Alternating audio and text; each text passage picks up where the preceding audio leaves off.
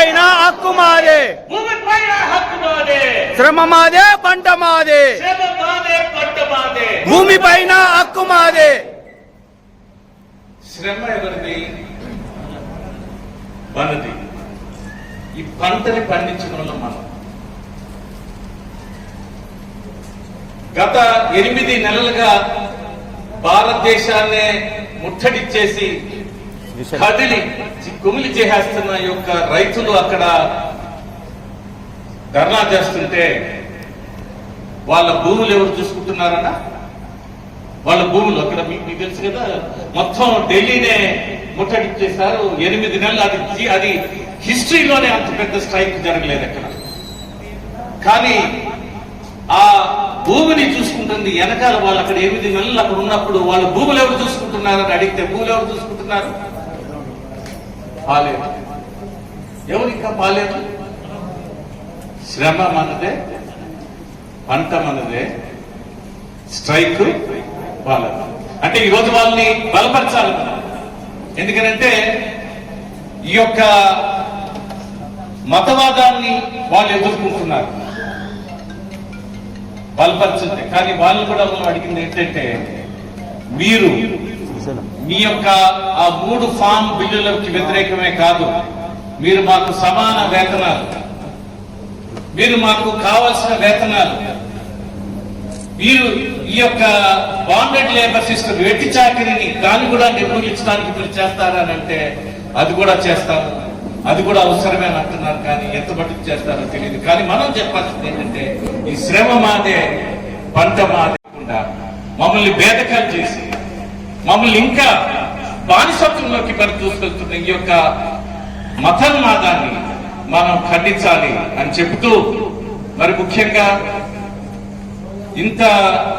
ఇన్ని నెలలుగా వారాలుగా దళితసేన ఈ జాతరని మరి నడిపిస్తున్న సుధాకర్ అన్నకు, మరి టీబీఎస్ జనరల్ సెక్రటరీ నరసింహన్నకు, మరి అందరి పేర్లు చదవాలి, ఖచ్చితంగా చదవాలి, కొంచెం టైం తీసుకున్నా నేను చదవాలి. వాళ్ళని మనం అభినందించాలి. గోరెంటి వెంకన్న గారు రాలేదు, ఉపేంద్ర సిఐ గారు రాలేదు, వచ్చారా? వస్తున్నారు.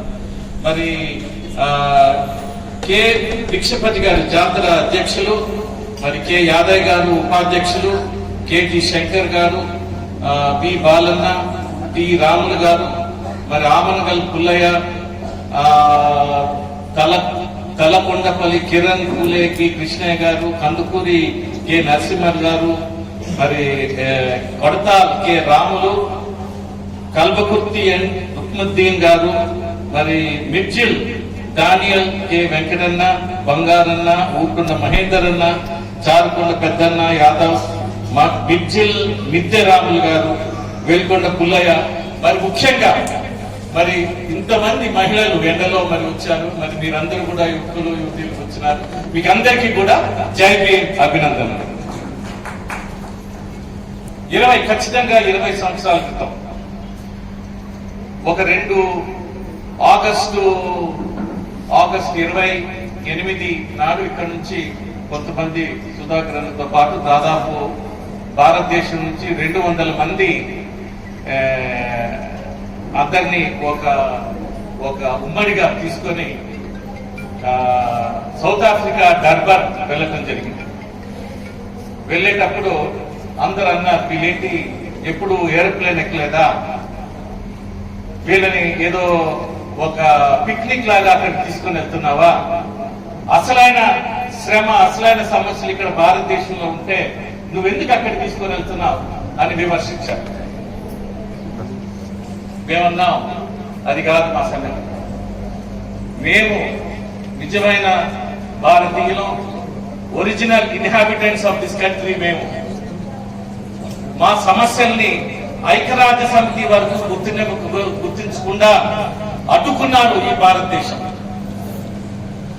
రాజ్యాంగాన్ని తీసుకొని వచ్చారు, బాబాసాహెబ్ అంబేద్కర్ ని. మరి ఇంతమట్టుకు ఒక పెద్ద పోరాటం చేసి ఆ యొక్క కాన్స్టిట్యూషన్ తీసుకొచ్చిన తర్వాత కూడా ఆ యొక్క కాన్స్టిట్యూషన్ లో ఉన్న ముఖ్యమైన untouchability abolition or annihilation of caste మీరు చేయలేకుండా మీరు ఇంకా కూడా ఒక పక్కేమో మేము డెమోక్రటిక్ నేషన్, పెద్ద ప్రపంచంలోనే అతిపెద్ద మేము డెమోక్రటిక్ నేషన్ అని చెప్తూ పల్లెలో ఇప్పటికీ కూడా అంతరానితనం, మరి అత్యాచారాలు, సో మెనీ అట్రాసిటీస్ ఇంకా జరుగుతూనే ఉన్నాయి. దీన్ని మేము చెప్తున్నా, మేము 1998లో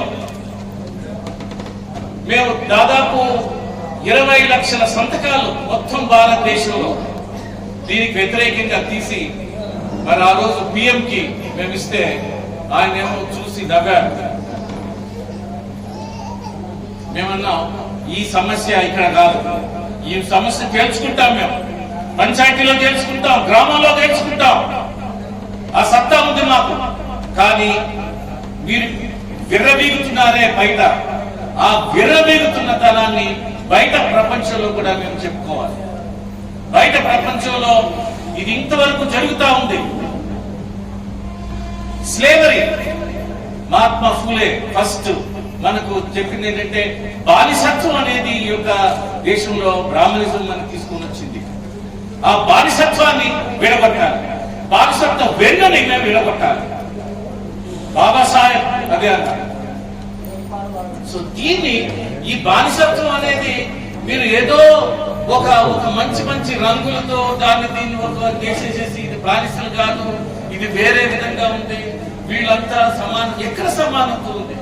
ఈ రోజుకి కూడా సపరేట్ సెటిల్మెంట్స్, సెగ్రిగేషన్, ఎక్కడికక్కడ కూడా ముక్కలు కొట్టేసేసి ప్రతి ఊర్లో కూడా మనకు తెలిసిందే ఇది చిన్న పల్లెల్లాగా మాదిగపల్లి, మాలపల్లి అని మెయిన్ ఊరిలో మనల్ని లాగకుండా చేస్తున్న పరిస్థితి ఆ రోజు ఉన్నప్పుడు, దీన్ని మేము ఒక్కడమే కాదు 200 మంది మేము వెళ్ళాలి, మా ఎంపీలు తీసుకుని వెళ్ళాలి. మాకు ఏ పార్టీ అనేది అవసరం లేదు.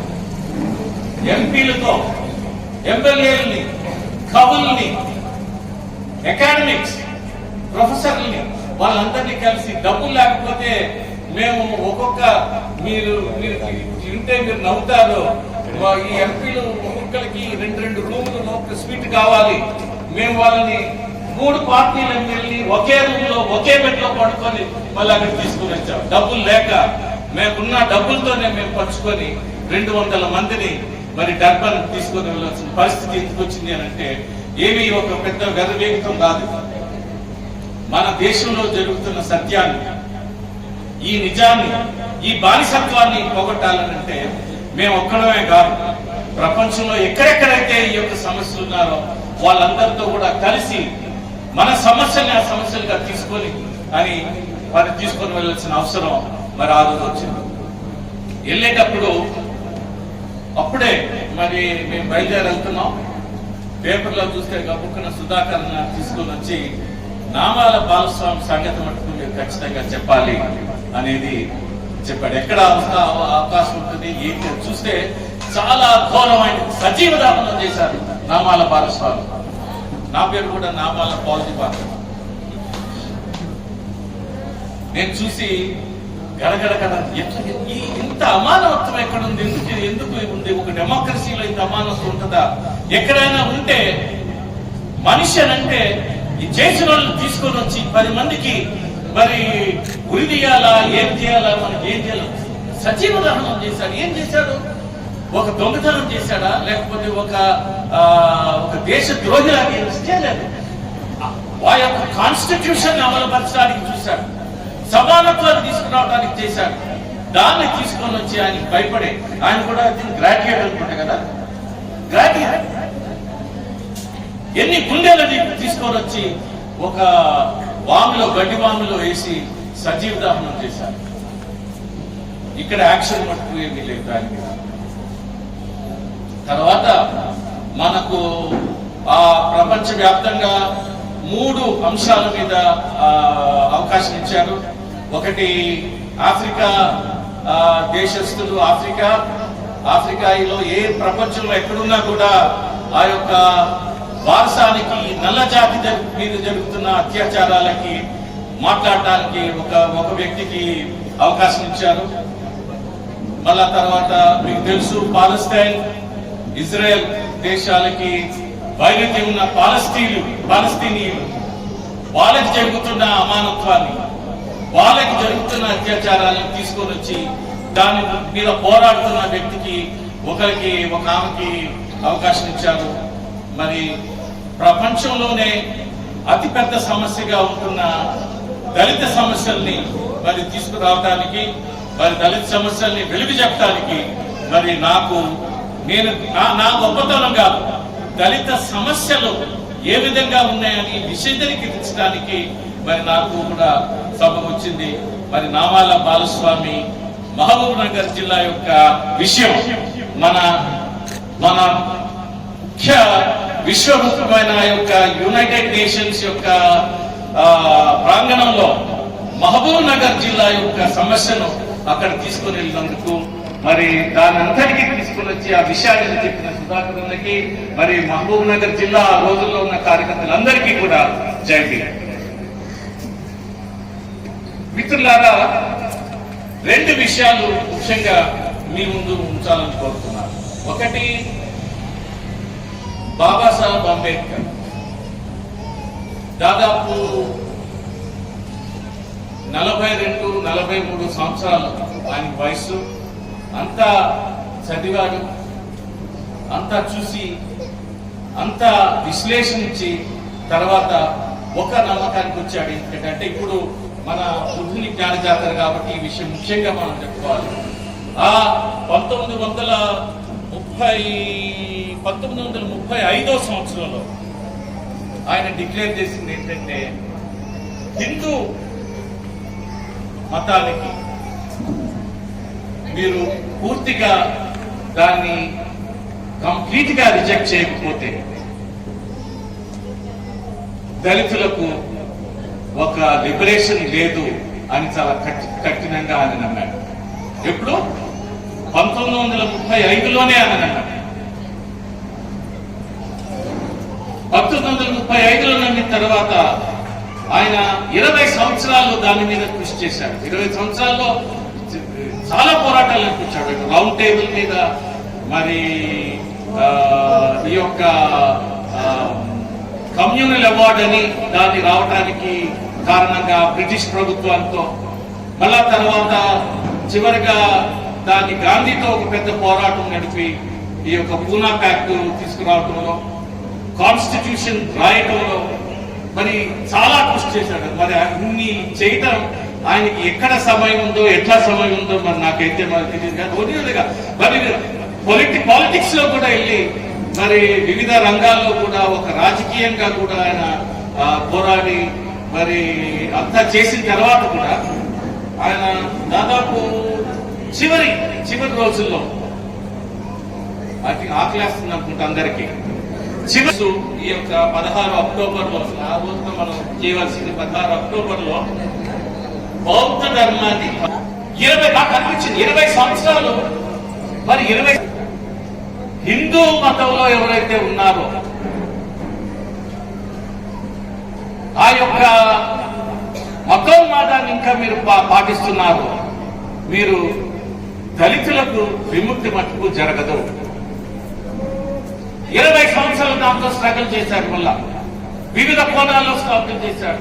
ఓకే, ఇది నేను వ్యక్తిగతంగా చూస్తాను, ఇది నా ఫ్యామిలీని చూస్తాను, మిగతా వాళ్ళకి చెప్పాడు. కానీ చివరికి 1956 ఆల్మోస్ట్ చివరి దశల్లో దాదాపు మరి ఈ పోరాటాలన్నీ చేసిన తర్వాత ఒకటి ఆయన డిక్లేర్ చేసింది ఏంటంటే, నేను బహిరంగంగా దాదాపు 4 లక్షల మందితో, ఇంకా ఎక్కువ ఉంటారేమో, 4 లక్షల మందితో మరి ఆ రోజు దీక్షా భూమి దగ్గర డిక్లేర్ చేశాను. డిక్లేర్ చేసి నేను 22 సూత్రాలతో ఈ యొక్క నేను బౌద్ధ ధర్మాన్ని మళ్ళా ఒక మతంగా మీరు దయచేసి అనుకోదు. ఆయన ఏమన్నాడంటే, మతం ఎవరైతే పవర్లో ఉంటారో ఆ వాళ్ళకే అది ఉపయోగపడుతుంది. మతం అనేది నీకు నాకు ఉపయోగపడే హిందూ ధర్మానిలో కల్చర్, మన కల్చర్ అంతా కూడా జీవన శైలి కూడా విడిపోయింది. ఏదైతే మన కులం వీళ్ళు వీళ్ళు అంతరాని వాళ్ళు, వీళ్ళు అచ్యుతులు, శూద్రుల కంటే అతి శూద్రులు అని చెప్పిన యొక్క మతానికి ఎవరైతే చెప్పారో బ్రహ్మ విష్ణు పరమేశ్వరుల్ని నేను పూజించను. ఒకవేళ క్రిస్టియానిటీ పోప్ కానీ, లేకపోతే క్రిస్టియానిటీలో యెహోవా అంటారు, మిగతా జీసస్ అంటారు, ఒకవేళ వాళ్ళ పేరు చెప్పి కూడా ఈ యొక్క యూరోప్ దేశంలో కానీ అమెరికా దేశంలో కానీ వాళ్ళు కూడా బానిసత్వం అట్లా చేస్తే వాళ్ళు కూడా అనాల్సింది ఏంటంటే మీ యొక్క దేవుల్ని మేము అంగీకరించాం. మొట్టమొదటిగా మనం చెప్పాలి. అది ఎందుకంటే ఎప్పుడైతే నీకు ఆ యొక్క మతాన్ని యొక్క ఆధిపత్యాన్ని వీడు పెద్దోడు అనేది నువ్వు ఎప్పుడైతే అనుకుంటున్నావో అది అంతరాంతరం ఎప్పుడు కూడా ఇట్లానే ఉంటుంది. సో బ్రహ్మ విష్ణు మహేశ్వరుని మేము పూజించము మొదటిది. రెండు, ఆ మతం ద్వారా కొన్ని మిథాలజికల్ ఫిగర్స్ వచ్చినాయి మనకు. రాముడని, కృష్ణుడని, మరి మిగతా విధాలుగా అది మన హిందూ ధర్మంలో, మరి ఇస్లాంలో కొన్ని వచ్చుంటాయి, క్రిస్టియానిటీలో కొన్ని వచ్చుంటాయి, సిక్కుల్లో కొన్ని వచ్చుంటాయి. దాని అంతా పక్కన ఆ దేశాల్లో మనం చెప్పుకోవాలి. మన దేశంలో ఏమన్నాడంటే రాముణ్ణి కృష్ణుణ్ణి మేము నమ్మము, చాలా స్పష్టంగా చెప్పేశారు. ఇది మన అమ్మలక్కలకు, మరి అన్నలకు, యువకులకు మరి ఎట్లా వస్తుంది, మనం నమ్మాల్సినది ఏంటంటే ఆ యొక్క కథలు చెప్పి వాళ్ళు మంచోళ్ళైతే పర్వాలేదు, కానీ వాళ్ళు కూడా అంటరానితనాన్ని ఎంకరేజ్ చేసిన వాళ్ళే, వాళ్ళు కూడా ఈ యొక్క బానిసత్వాన్ని కూడా తీసుకొచ్చిన వాళ్ళే. ఎవరైతే అసమానతను ఎంకరేజ్ చేశారో, ఎవరైతే ఈ బానిసత్వాన్ని ఇంకా పెట్టుకున్నారో వాళ్ళు ఎవరిని కూడా నేను నమ్మను. అలా మూడోది, గౌరీ గాని, గణపతి గాని, ఇతర హిందూ దేవుల్ని నేను నమ్మను. దేవుడు కూడా ఒక మానవుడిగా జన్మించాడని నేను నమ్మను. ఎందుకంటే ఈ కథలు తీసుకుని వచ్చి నిన్ను నన్ను ఒక బానిసలుగా చేసే పని అయిపోతుంది. ఎప్పుడైతే నువ్వు నమ్మవో నువ్వే మనలోనే మన యొక్క శక్తిని, ఇప్పుడు ఇందాక జేపీ రాజు గారు చాలా స్పష్టంగా మనలో ఉన్న శక్తి ఉంది, చాలా ఆ శక్తిని నువ్వు తీసుకోవాలంటే ఆ యొక్క పౌరాణిక కథల్ని మనం వింటూ మనం పాపులము, మన యొక్క కర్మ మన ఏమంటారు సార్ దాన్ని, పునర్జన్మ పాతదాన్ని వెనకటి జన్మని ఏమంటారు, మునుపటి జన్మలో చేసుకున్న పాపాలు ఇప్పుడు మనం ఇట్లా చేశారు. పూర్వం చేసుకున్న పూర్వ జన్మ పాపాలు మనకి ఇప్పుడు కట్టుకున్నాయని ఒక కథలు చెప్పి నిన్ను నన్ను, మన అమ్మల్ని, మన అక్కలని, మన అన్నలని, తండ్రుల్ని బానిసత్వంగా చేసుకున్న మతాన్ని నేను విడిచిపెట్టేశాను. దేవుడు నా దేవుడు అది చాలా ఖచ్చితం. మీరు ఈరోజు జాతర చేస్తున్నారు అంటే ఈ జాతర, ఈ విషయాన్ని మర్చిపోయి మనం జాతర లేదు. ఈ విషయాన్ని మీరు మళ్ళా ఇంట్లోకి వెళ్ళి మళ్ళా ఇదే విధంగా మనం పూజలు చేసుకున్నామంటే జాతరలో దెర్ ఇస్ నో యూస్.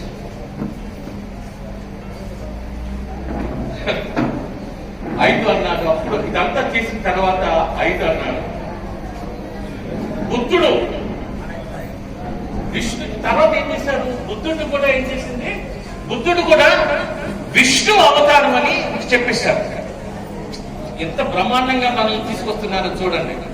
అంటే ఎవరైతే దీనికి వ్యతిరేకంగా చేస్తున్నారో వాళ్ళని కూడా మనం కలుపుకొని, పాతివ్రతం కూడా మనోడే, వాడు కూడా అసలు యాక్చువల్ గా ఇప్పటివరకు బ్రాహ్మణుడిగా ఉన్నాడు, ఇప్పుడు వాడిని మీరు తీసుకోండి. బుద్ధుడు కూడా మావాడే, బుద్ధుడు కూడా ఆయన ఉన్నాడు. 5వ ప్రమాణం, బుద్ధుడు విష్ణు దేవుడు అని అవతారం అని నేను నమ్మను.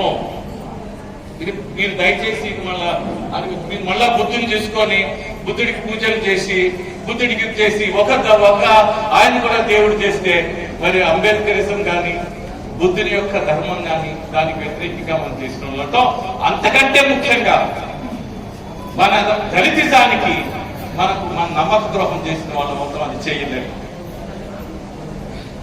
ఇదంతా ఒక ఫాల్స్ ప్రోపగేండా. అది ఒక ప్రమాణంలో కూడా అన్నాడు, ఇదొక్క ఒక పిచ్చితనం, it's a madness, it's a false propaganda. మళ్ళా ఆరోది ఈ మీరేమంటారు దీన్ని పిండాకుడు అంటారా? ఎస్. పిండం అనేది శ్రద్ధ అనేది ఆరో ప్రమాణం. శ్రద్ధ గాని పిండం గాని నేను చెయ్యను. పిండదానం ఇతరుల ఆత్మ శాంతి కోసం వాళ్ళ పని వాళ్ళు చూసుకుంటారు, వాళ్ళ పోరాటాలు వాళ్ళు చేశారు. వాళ్ళ ఆత్మశాంతం చేయాలని, వాళ్ళని గౌరవించాలని, ఈ జన్మలో నువ్వు ఇంకా బానిసలుగానే ఉండాలని చేసే ఒక దీన్ని వ్యతిరేకరిస్తారు. చూడండి ఎంత స్పష్టంగా ఆయన చెప్తున్నాడు. 7వది, బుద్ధుని దమ్మం అంటారు. బుద్ధుని ధర్మం అని, బుద్ధుని ధమ్మం. బుద్ధుని ధమ్మాన్ని నేను ఉల్లంఘించను. ఏంటి బుద్ధుని ధర్మం? అది తర్వాత వస్తుంది. 8, బ్రాహ్మణుల చేత పూజలు చేయించును. ఇప్పుడు మన వాళ్ళు కూడా మనం దాకా చేయించాల్సుకుని కూడా అన్నారు. మనం మళ్ళా పెద్దోళ్ళు అయిన తర్వాత మళ్ళా బ్రాహ్మణులు తీసుకుంటే వాళ్ళ చేత పూజలు చేయించుకుంటే మనం పెద్దోళ్ళం అయిపోతాం. లేదు, ఎవరి ఏ బాపునోడు చేత అయినా కూడా నేను పూజలను చేయించను. 8వ ప్రమాణం. ఇది నేను చెప్పింది కాదు, ఇది బాబాసాహెబ్ ఆ రోజు 16 అక్టోబర్లో ఆయన దమ్మ దీక్ష అని చేసిన ఆయన యొక్క ప్రమాణాల్లో ఇదొక ప్రమాణం. 9 మానవులంతా ఒకటే. 10 సమత సమానత్వానికి. మిత్రులారా, ఇది చాలా ముఖ్యమైన ఇది. నువ్వు ఏ పనైనా చేయి. నేను ఇప్పటికీ చూస్తుంటాను కొంతమందిలో, మన పెద్దోళ్ళు అయిపోతే మన ఇంట్లో పని చేసే వాళ్ళని, మన దగ్గర జీతానికి ఎవరైనా, జీతం అంటే ఆ జీతం కాదు, మన దగ్గర ఎవరైనా పనిచేసే వాళ్ళని, మనం ఇల్లు కట్టించుకుంటున్నప్పుడు ఆ కట్టించిన కార్మికుల్ని, మనల్ని ఇదివరకు ఏ విధంగా చూశారో ఇప్పుడు కూడా అదే విధంగా కూడా మనం వాళ్ళని ట్రీట్ చేస్తాం. నో, అది మనకు చాలా స్పష్టంగా చెప్పేశారు. నువ్వు లిబరేట్ అవటమే కాదు, నువ్వు ఇంకొకరిని కూడా అసమానత్వంగా చూసావంటే పేలిపోతుంది. సమత సమానత్వాన్ని పాటించాలి అనేది 10వది. 11, 8 మెట్ల మార్గాన్ని తీసుకొని వెళ్ళాలి. 8 మెట్ల మార్గం అది చాలా చాలా సేపు పడుతుంది. మన సిఐ గారు దాని మీద చెప్తారు. మన నమ్మకాలని, మన మాటలన, మన ప్రవర్తనలో, మన జీవనోపాధి, మనకి చేసే కృషి, మన ఆలోచన, ఇదంతా కూడా ఒక దాంట్లో ఒక స్పష్టత, ఒక గట్టితనం అనేది ఉండాలి. మళ్ళా తర్వాత పరిమితులు అని అన్నారు. పరిమితులు మరి బుద్ధ పరిమితులు అని 10 పరిమితులు అనేది అదొక సూత్రాలు ఉన్నాయి. దాన్ని నేను పాటిస్తాను. ఏంటి ఆ 10 పరిమితులు? చాలా ఉన్నాయి. 13వది ప్రేమ కరుణ. మనం కొంతమందిని చూస్తుంటాం, మనం పైకి వచ్చేస్తే మన అంత క్రూరంగా కూడా మిగతా వాళ్ళకి ఎవరు ఉండలేరు. ఎందుకంటే కదా నీకు తెలియదు ఈ దళితుల్ని ఎట్లా చూడాలనంటే, వాళ్ళు సరిగ్గా చూడకపోతే వాళ్ళు మళ్ళా మన మీద ఎగరేస్తారని. అది కాదు మన పని. దొంగతనం చేయను, అబద్ధం ఆడను, మళ్ళా తర్వాత ధూమపానం చేయను, మద్యపానం చేయను అని వాళ్ళ ధమ్మాన్ని నేను చేస్తాను. ఒక జీవన శైలి, నూతనమైన కొత్త జీవన శైలిని నేను చేస్తాను అని చెప్పి ఈ యొక్క 8 సూత్రాల ధమ్మాన్ని నా జీవిత శైలిలో నేను పాటిస్తాననేది మరి చెప్పి 22 సూత్రాలు. దయచేసి నేను మన జాతర కమిటీకి దళిత యొక్క విముక్తి కోసం పనిచేసిన వాళ్ళు చాలా మంది కూడా ఈ 2 విధాలైన మార్పులు మనం తీసుకురావడానికి చేశారు. ఒకటి, అంతర్గతంగా మనలో మనం చేయవలసింది ఏంటి? మరి అంతర్గతంగా మనం చేయవలసిందే కాదు, బయట ఎక్కడ అన్యాయం జరుగుతున్నా, ఇందాక మళ్ళీ ఒకసారి జేపీ రాజు గారు అన్నారు, పదవులు వచ్చిన తర్వాత మనం చేయవలసిన పని మనం అక్కడ మర్చిపోతున్నాం. అన్యాయాన్ని, అక్రమాల్ని ఎక్కడున్నా కూడా మనం అది తీసుకుని వెళ్ళాలని పదవులు వచ్చిన తర్వాత చాలా పట్టు మర్చిపోతాం. అట్లా కాకుండా మరి ఏ పదవిలో ఉన్నా కూడా బహిరంగంగా నువ్వు తీసుకొని రావాలి. అంతర్గతంగా మరి నువ్వు ఆ యొక్క విలువల్ని మనం తీసుకొని రావాలి. మనం అందరం కూడా ఎక్కడో ఒక చోట సామాన్యంగా మరి పుట్టాం, సామాన్యంగా పెరిగాం. ఈ రోజు ఒక పవర్ చేతిలో ఉండొచ్చు, రేపు చివరి పవర్ మరి కొంచెం వేరే వాళ్ళు తీసుకోవచ్చు. కానీ ఒకటి మనం చేయవలసింది ఏంటంటే ఈ యొక్క 22 సూత్రాలు, ఈ ప్రమాణాలని మనం ఒకసారి చదివి ఒకసారి కాదు మరి ఈ యొక్క జిల్లా ఈ బుద్ధ యొక్క జాతర కమిటీ, ఆర్గనైజింగ్ కమిటీ, మరి మీరందరూ కూడా 22 ప్రమాణాలని ప్రతిరోజు మీరు మరి స్వీకరించాలని దాన్ని గుర్తుపెట్టుసారి మరి మీకు అందరికీ అభినందనలు తెలుపుతూ మరి మీరు ముఖ్యంగా దీన్ని మీరు ముందుకు తీసుకుని వెళ్ళాలి. ఈ యొక్క జాతరను ఇక్కడే కాదు ప్రతి చోట మిగతా రాష్ట్రాల్లో కూడా తీసుకుని వెళ్ళాలని చెప్తూ దీనికి పూర్తి సహాయ సహకారాలు మరి మీతో కూడా నేను ఉంటానని చెప్తూ మరొకసారి మీకు అందరికీ కూడా మరి చాలా టైం అయింది. మీకు అందరికీ మరి అందరికీ కూడా ధన్యవాదాలు. మరి జై భీమ్ చెప్తూ జై భీమ్, జై భీమ్, జై భీమ్, జై భీమ్. ఈ వీడియో కానీ మీకు నచ్చినట్టయితే లైక్ చేయండి, అలాగే సబ్స్క్రైబ్ చేయండి. పక్కనే ఉన్న బెల్ బటన్ని నొక్కడం మర్చిపోకండి.